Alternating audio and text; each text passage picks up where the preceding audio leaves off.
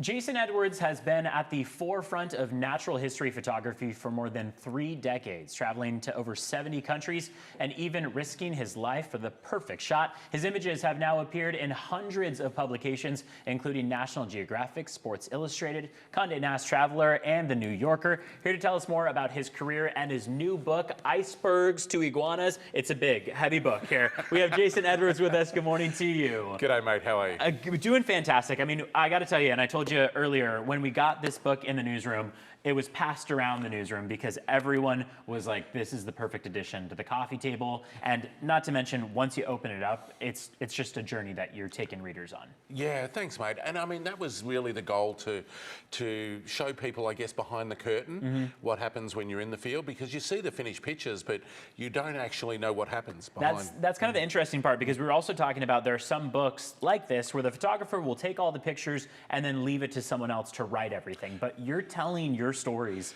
in the book, right? And I went back through 30 years of journals, so there's journal entries and thought bubbles and science and everything in there. So it was quite cathartic going back and looking at my own career. We're looking at some of those pictures here on the screen. I mean, it's a variety of places that you've traveled. I'm curious, when you go on one of these trips, you're probably in more of a solitary environment. Is there a big emotional difference that you notice in yourself when you come back to kind of the reality and the day-to-day that we live in? Yeah, that's a fantastic question. The juxtaposition between being remote and then being back with other humans can be quite jarring. And I live in Melbourne, and I'm right in the inner city, in the restaurant district. So I go from being in the middle of nowhere to pizza and wine and thousands of humans. Yeah, I imagine the noise is probably a big shift that you notice. I came off the sea ice once in Antarctica. I'd been down there for weeks, and I came back 2 days before Christmas, and all the Christmas carols and everything was deafening to me. Yeah, you have a line in this where you say, it's a world that I've experienced it, full of chance encounters, complex dichotomies, beauty and brutality, famine and feast, and through it all, a desire to celebrate life's many wonders. Is there a stretch of this book that maybe was the most joyful or the hardest for you to put together? Very much. There is. I think the section on the Serengeti, that's my soul place. Okay. And it's the Lion King, but I've been working there for decades, and it's where my ashes will be scattered. Yeah, wow. But similarly, in the Amazon, you see that hardship of human survival in the forest and the bushmeat markets and things like that, where you literally go back to a tiny hotel room and cry every night, and then get up the next morning and start again. For people at home who are maybe aspiring photographers and look at a book like this and are like, how do I get started? I want to be a photographer. I want to be that next generation. Where do they begin? How did you begin? Well, I began shooting when I was 8, and then bought my first camera with paper round money at 14. The industry has changed a little bit since then. It's changed just a tad. I'm showing my age.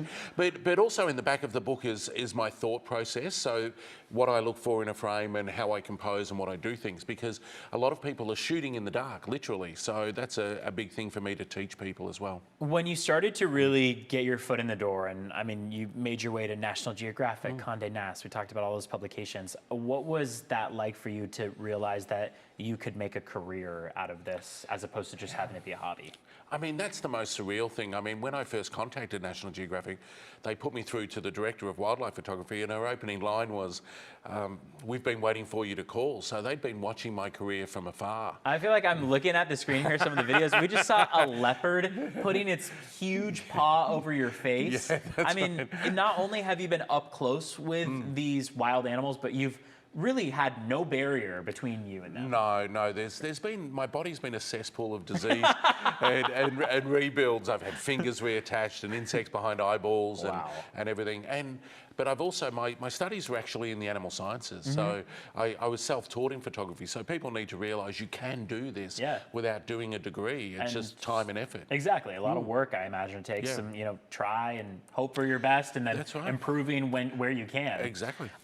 We want to remind viewers at home where they can get a copy. Local bookstore Warwick's, it's available on bookshelves. You can also get it online on the Warwick's website, but there's plenty of avenues. Any bookstore will have it. That's right. Amazon, Barnes & Noble, you know, your bookstore can order it in, and it's great for exercises too. Exactly, that's what we were saying, exactly. We can do some bicep curls, reps with it. Icebergs to Iguanas on bookshelves now. Jason, thank you for being with us. Making the long trip, right? Yes, yeah. I flew in just for you. Well, welcome to San Diego. We Thank hope you. you're enjoying it so far. Loving